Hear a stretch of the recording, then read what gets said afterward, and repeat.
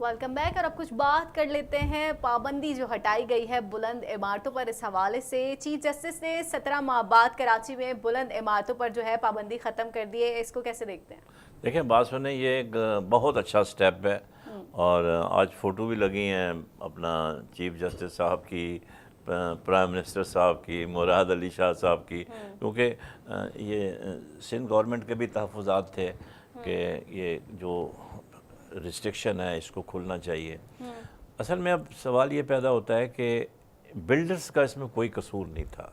सही। सोचने की बात यह है, बिल्डर तो हर एक फैसिलिटी की जो उसको लेनी है, बिजली है, पानी है, गैस है, सड़क है, कटिंग है, सही। ठीक है, मतलब जो उसने इसको अपार्टमेंट के अंदर चाहिए उसके वो एडवांस पैसे जमा कराते हैं। सही। और सिर्फ एडवांस पैसे जमा नहीं कराते, वो थोड़ा दूसरे लिफाफे भी देने पड़ते हैं, जो हमारा सिस्टम है पाकिस्तान का, क्योंकि उसके बगैर तो कोई फाइल मूव करती नहीं ना आगे। तो उनका तो कोई कसूर नहीं था, इसलिए वो रिस्ट्रिक्शन किस लिए लगाई थी? इसलिए लगाई थी कि पानी नहीं दे पा रहे हैं, क्लीन ड्रिंकिंग वाटर। वहाँ हानी साहब जो हैं जस्टिस, वो कमीशन बैठा हुआ, वो पानी नहीं दे रहे हैं पीने का उनको। और दूसरा सैनिटेशन, सेवरेज का। तो ये कराची वाटर सेवरेज बोर्ड इस डिपार्टमेंट को लुक आफ्टर करता है, उनका काम था कि ये चीज़ें देखते, लेकिन उन्होंने ये काम नहीं किया, इसलिए उनको सज़ा देनी गलत था। तो ये बड़ा अच्छा फ़ैसला किया है जस्टिस साहब जो हैं, मुबारकबाद के मुस्तहिक हैं कि उन्होंने, क्योंकि देखें जिन लोगों ने पैसे जमा कराए हुए हैं अपार्टमेंट के, जैसे 25 फ्लोर तक उन्होंने इजाज़त दे दी है, 20-25 फ्लोर तक तो बनते ही बनते हैं ना। तो जिन्होंने पैसे जमा कराए उनके 2 साल तो ज़ाया हो गए। अभी डॉलर आपका 134 रुपये है, बाकी इंडस्ट्री 15 लाख जो मज़दूर था काम कर रहा था, 600 बड़े बड़े प्रोजेक्ट्स चल रहे थे कराची में, सारे स्टैंड स्टिल थे। तो वो मतलब बड़ी परेशानी थी। फिर जो 27 इंडस्ट्रीज इसके साथ कनेक्टेड हैं, सीमेंट है, बजरी है, वो पाइप्स हैं, वो हज़ार किस्म की चीज़ें जो हैं इस्तेमाल होती हैं, वो सारे कारखाने बंद हो चुके थे। तो बेरोज़गारी बढ़ चुकी थी, अनएम्प्लॉयमेंट ऑटोमेटिकली बढ़ गई। जब मज़दूर काम नहीं जाएगा तो क्या करेगा? तो एक साहब ने, इमरान खान साहब ने कहा कि जी मैं 1 करोड़ नौकरी दूंगा, तो आपने 20 लाख तो इधर ही अपना ग्राउंड पे रख दिए, उनको फारग कर दिया, तो 1 करोड़ 20 लाख लोगों का हासिल आएंगे। तो ये एक अच्छा कदम है। और लेकिन इसके साथ साथ एक बात और मैं कहना चाहता हूँ कि ये जो 17 माह है, इसकी ज़िम्मेदारी किसके ऊपर आयद होती है? कि फैसिलिटी जो देनी थी वो देनी थी जो सिंध गवर्नमेंट के इदारे हैं। तो जब इन्होंने पैसे जमा करा दिए, और पैसे जो जमा होते हैं ना अपार्टमेंट्स के 20 स्टोरी के 25 के, दे आर इन करोर्स, हज़ारों में नहीं होते, करोड़ों में पैसे जमा होते हैं फ़ीस के मद में। तो वो पैसा जो है 2 साल का, उसका इंटरेस्ट जो है वो बिल्डर्स को मिलना चाहिए। मेरे ख्याल में नाइंसाफ़ी नहीं होनी चाहिए किसी के साथ। बिल्कुल ठीक। अच्छा, सिंध भर में सीएनजी स्टेशंस जो हैं वो बंद कर दिए गए हैं। आवाम की मुश्किलात में हम देख रहे हैं दिन ब दिन जो है वो इजाफा होता जा रहा है, कमी हमें देखने में नहीं आ रही। देखिए, आपको ये सबको मालूम है 70% जो हमारी गैस है वो सिंध से पैदा होती है। लेकिन अगर सिंध में ही अगर बंद कर दी जाए, मेरे ख्याल में फिर ये तो ज़्यादती तो है आवाम के साथ। और 70% गैस पैदा करने वाला सूबा भी अगर जो है ये गैस जैसी परेशानी को मुंह दे रहा है, तो इसमें तो जो गैस चूँकि वफाक के अंडर में है, तो उनको मेरे ख्याल में जो है ना, सूबों को जो 18th अमेंडमेंट के बाद जो उनको डिवॉल्यूशन हुई है और जो राइट्स दिए गए, उस हिसाब से अगर सबको अगर सही तरीके से मैनेज करके दिया जाए, तो मेरे ख्याल में तो कमी तो नहीं है, यानी कि किसी भी चीज़ की यहाँ पर, क्योंकि नेचुरल रिसोर्सेज। लेकिन आवाम जो है वो कहती है हम चाहते हैं कि आने वाली हुकूमत जो है, हम यही सोचते हैं, वोट देते हैं, वादे किए जाते हैं, दावे किए जाते हैं बड़े कि आवाम को मुश्किलों से निकालेंगे, लेकिन फिर हम देखते हैं महंगाई का एक बहुत बड़ा पहाड़ आता है, वो टूटता है, फिर मुश्किलात सामने आ जाती हैं। जो कि तू सूरत हाल है, मतलब कोई चेंजिंग्स नहीं है। मिसमैनेजमेंट को अगर जब तक सही नहीं किया जाएगा ना, यानी कि अगर आपने जैसे जो अफोर्ड कर सकते हैं फ्यूल में पेट्रोल या दूसरा कोई जो उनका, तो वो उनको कोशिश करके सीएनजी पे नहीं आना चाहिए। सीएनजी उन लोगों के लिए है कि जो अफोर्ड नहीं कर सकते, क्योंकि देखिए ना, एक रक्षा टैक्सी वाला है बेचारा, उसका तो रोजगार ही यही है। बिल्कुल, वो अपना कमाएगा तो ही घर लेकर जाएगा ना बच्चों के लिए। तो इसलिए हुकूमत को चाहिए कि जो अफोर्डिंग है, यानी कि जो साहिब हैसियत है, उनको तो सीएनजी लगाने की ज़रूरत ही नहीं है। वो भी सीएनजी अगर लगा कर बैठे हुए बड़ी बड़ी गाड़ियों में, तो ये तो जो छोटे जो यूज़र्स हैं उनके साथ नाइंसाफ़ी है, ज़्यादती है। तो गवर्नमेंट को इस बात पे जो है ना, वो इस पे नोटिस लेके कम से कम पॉलिसी को रिव्यू करना चाहिए कि जो बड़ी गाड़ियाँ उनमें सीएनजी की किट ही न लगाने की उनको इजाज़त दें, यानी कि शुरू से ही उनको जो नई गाड़ी लेके फ़ौरन वो उसको सीएनजी पे ट्रांसफ़र कर देते हैं, उनको नहीं करनी चाहिए। यानी ये इसमें भी गवर्नमेंट को कुछ इसको पॉलिसी को अपनी को रिव्यू करना पड़ेगा।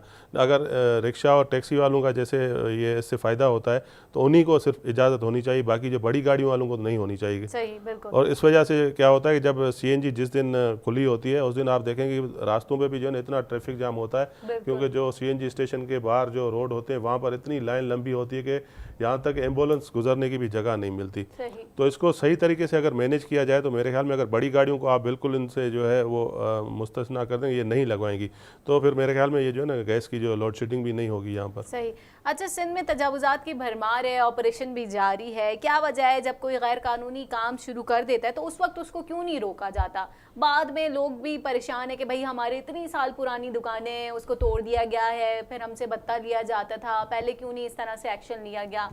तो क्या कहेंगे इस पे? ये सिर्फ इस वजह से है कि जैसे कर्नल साहब ने भी ये कहा ना कि यहाँ पर जो है ना हमारे पास चेक एंड बैलेंस नहीं है। अगर किसी को जैसे सदर में जो तजावज़ात थे उन्होंने उनको जब शुरू में 60s में उनको अगर वो दी थी जगह तो 4x4 की दी थी, और उसको 4x4 को बढ़ाकर उन्होंने गैर कानूनी तौर पे बिना किसी को इन्फॉर्म किए, बिना किसी से इजाज़त लिए आपने उसको 4x4 को अगर 14x14 का कर देंगे तो ज़ाहिर है जैसे काली भीड़ें तो हर जगह पे है ना, अगर उन्होंने 4x4 के जो NOC है उसको अगर 14x14 में कन्वर्ट कर दिया तो ज़ाहिर उनको तो भुगतना होगा। सही। अच्छा, आप बताएं मुख्तार भट्ट साहब, अब जो इतने लोग बेरोजगार हुए हैं, जिनका इतना नुकसान हुआ है, तो उसका उजाला किस तरह किया जाएगा? देखिए, बात यह है कि ये जो ऑपरेशन हुआ है इसके दो पहलू हैं। पहला पहलू ये है कि कानून की हुक्मरानी का, कि उन्होंने एक गैर कानूनी काम किया। दूसरा ये कि वो 15-15, 20-20, 30-30 साल से बैठे हुए थे। जैसे आपने खुद ही ये बात की है और इन्होंने भी यही बात की है कि सवाल ये पैदा होता है कि जब इंक्रोचमेंट हो रही होती है उस वक़्त ये तमाम एजेंसियां जो हैं, देखें आप हैरान होंगे कि इनके पास गैस के मीटर भी होते हैं लगे हुए, इनके पास बिजली का कनेक्शन भी होता है, इनके पास टेलीफोन का कनेक्शन भी होता है, इनके पास हर वो फैसिलिटी जो सिविक की है इनके पास मौजूद होती है। तो उनको पता है कि जब इन्होंने ये जगह गलत की हुई है, कब्ज़ा किया हुआ है और इलीगल ऑक्यूपेशन है, तो कोई फैसिलिटी देने की ज़रूरत ही नहीं है और पहले दिन ही हटा लें। आपने कहा कलेक्शन होता है बत्ता, तकरीबन ये जो जहाँ जहाँ से इनक्रोचमेंट पूरे सदर से खाली किए हैं, फिर मैंने जो अखबार में पढ़ा फिर 1 से 1.5 करोड़ रुपया रोज़ाना बत्ता कलेक्ट होता था। अब वो भी कहानी ख़त्म हो गई है। लेकिन इसमें जो ख़राबी पैदा हुई है वो ये हुई है कि पहले उनका मुतबादल इंतज़ाम करना चाहिए था। आप उनको अपरूट कर रहे हैं ना, उसकी तो फैमिली का दारोमदार है, वो एक आदमी नहीं है, उसके साथ उसकी बीवी, बच्चे, माँ बाप सारे शामिल हैं। तो वो भी बेरोज़गार हो गए ना। ये कमा के जाता था शाम को तो फिर जाके घर में चूल्हा जलता था। तो इसके लिए ख़ास जामे प्लानिंग होनी चाहिए। मुराद अली शाह साहब ने भी बयान दिया है, सईद गनी ने भी बयान दिया है कि हम इनको मुतबादल बंदोबस्त करेंगे। मुझे तो याद पड़े जैसे IDPs का हुआ था, वो भी मतलब हैज़र्ड था। भाई आपको पता था कि जब ये सिलसिला शुरू होगा टेररिस्ट के ख़िलाफ़ तो वहाँ से लोग भागेंगे, नकल मकानी करेंगे, तो उनके लिए आपको पहले से एडवांस इंतज़ाम करना चाहिए था। तो इनके लिए भी देखें, अब इनको तो तरीका तो यही होना चाहिए कि इनको आप एक ही साइज़ हो पूरा एक सिस्टम के तहत जैसे सारी दुनिया में होता है। इनको सबको जिनकी आपने दुकानें तोड़ी हैं, जो भी जगह आपने देनी है वहाँ पे इनको हुकूमत जो है वो ख़ुद बना के दे, क्योंकि वो इस पोजीशन में नहीं है कि वो कभी ये लो ज़मीन तुम ले लो। और हमारे यहाँ रेड टेपिज़म इतना है कि वो कहते हैं 1 विंडो ऑपरेशन को, लेकिन वो 1 विंडो जो है वो उसमें 12 छोटी छोटी विंडो भी होती हैं जिससे आदमी जो मुश्किलात का शिकार होता है। फिर और दूसरा पहलू ये है, बड़ा अच्छा काम हुआ जी आपने जगह जगह साफ कहा। व्हाट अबाउट दोज पीपल जो कि बड़े बड़े लीडर हैं, बड़े बड़े वडेरे हैं, बड़े बड़े ब्यूरोक्रेट्स हैं, बड़े बड़े जर्नल्स हैं, जिन्होंने भी इनक्रोचमेंट की हुई है, वो क्यों नहीं हटाई जा रही? Karachi is full of such places. तो बात यह है कि वो बात सेलेक्टिव जस्टिस, सेलेक्टिव पनिशमेंट, तो ये नहीं होना चाहिए। इंसाफ सबके लिए हो, एहतिसाब बराबरी की बुनियाद पे होना चाहिए। एक ही सफ में खड़े हो जाएं, महमूद और याज, ना कोई बंदा रहे ना कोई बंदा नवाज, तो आपको सबको एक आंख से देखना होगा। एक आंख का मतलब ये नहीं कि अंधा है वो, मतलब सबको एक मुहावरे के तौर पर मैं कह रहा हूँ कि सबको एक आंख से सही। हीरालाल साहब, सिंध में अक़लियतें खुश नज़र आ रही हैं और क्या ये तासुर दुरुस्त है? राहदारी बॉर्डर की अगर बात की करें, सिखों के लिए खोल दिया गया है, ये काफ़ी एक अच्छा इकदाम है और इस तरह के इकदाम जो हैं वो आपके ख्याल में क्या लगता है कि होने चाहिए? इस तरह अमन बहाल होगा, दोस्ताना ताल्लुकात में वसअत आएगी? बिल्कुल, जैसे सिखों के लिए करतारपुर ये जो बॉर्डर है खोला है, तो इस तरह से सिंध में बसने वाले जो दूसरे अक़लियती हैं उनके लिए भी जो है ना, जैसे उनके भी जो रिश्तेदार सिंध से मुल्क जो बॉर्डर्स हैं उनको भी अगर इसी तरीके से एक लीनियंसी दी जाए ताकि वो भी आपस में एक दूसरे के साथ जो है पार्टीशन के दौरान जब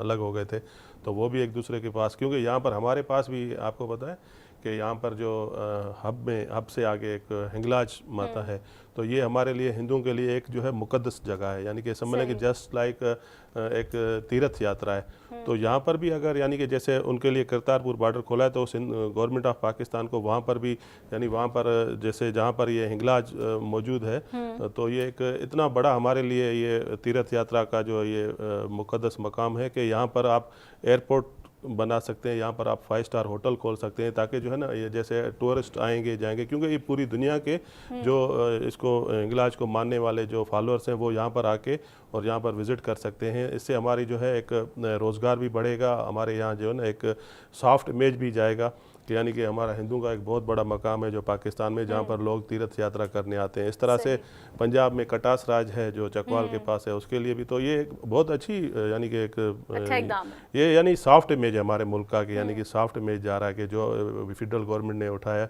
मेरे ख्याल में तो बहुत ही अच्छा है इससे, क्योंकि मोहब्बत, प्यार, अमन ये सारी चीज़ें बढ़ेंगी और हम एक पूरी दुनिया को एक अच्छी जो है यानी कि पीसफुल पाकिस्तान की हम जो है ना एक मैसेज भेज रहे हैं। ठीक है, मज़ीद भी गुफ्तगू जारी रहेगी मगर यहाँ वक्त हुआ एक शॉर्ट ब्रेक का।